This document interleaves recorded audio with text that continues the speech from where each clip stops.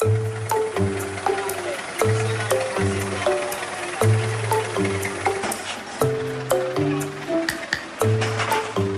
and teach in any classroom, as well as having been involved with university-level humanities.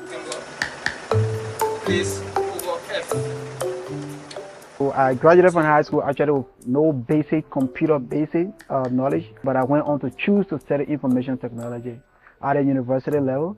And I was humiliated the first day that I got into the computer lab. I didn't know how to type, and it was humiliating. So ever since, my dream has been to be able to extend computer literacy to children graduating from high school.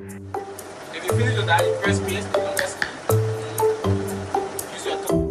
Attention for you mentally, and then increase pain in your back. So right And now, for each time we reach this new community, the momentum is high. Students are eager, they want to learn, and they even wish for more of our mobile computer lab. People use computer because if you are using computer, you even input some words that is not correct, computer will correct you.